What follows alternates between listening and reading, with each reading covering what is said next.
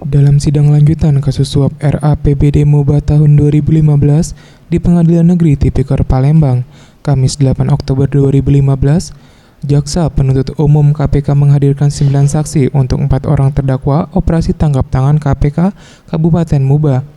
Kesembilan saksi yang dihadirkan merupakan anggota DPRD MUBA, yaitu Yulisman dari fraksi PAN, Abu Sari fraksi PAN, Ngadianto fraksi PDIP, Sumarno fraksi PAN, Suparman fraksi PKS, Amir fraksi PKS, Apriansah fraksi PAN, Eli Januari fraksi PAN, dan Marzuki fraksi Golkar. Menurut Jaksa Penuntut Umum KPK, Ali Fikri mengungkapkan dari 9 saksi yang dihadirkan, hanya satu saksi yaitu Yulisman dari fraksi PAN yang mengaku menerima uang komitmen sebesar 50 juta dari terdakwa Bambang Karyanto, yang diantarkan melalui perantara Iwan, sopir Bambang Karyanto.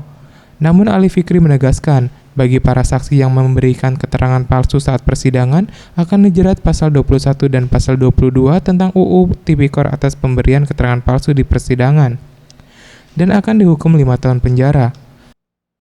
9 orang saksi dari anggota DPRD dan MUBA. Bahwa kami mendakwakan mereka menerima semuanya untuk anggota itu 50 juta mengenai keterangan di bawah keterangan palsu di bawah sumpah itu di KUHP juga ada. Diaturannya mulai di undang-undang tindak pidana korupsi pasal 21, 22 itu juga ada. Artinya ketika seseorang memberikan keterangan di persidangan di bawah sumpah, saksi yang lain atau alat bukti yang lain sudah jelas. Sementara itu, menurut keterangan Iwan, sopir Bambang Karyanto membenarkan ke-9 orang saksi yang dihadirkan dalam persidangan hari ini menerima uang, dan ia sendiri yang mengantarkan langsung uang tersebut atas perintah Bambang Karyanto. Jadi akan sesuai prosedur gitu? Iya benar.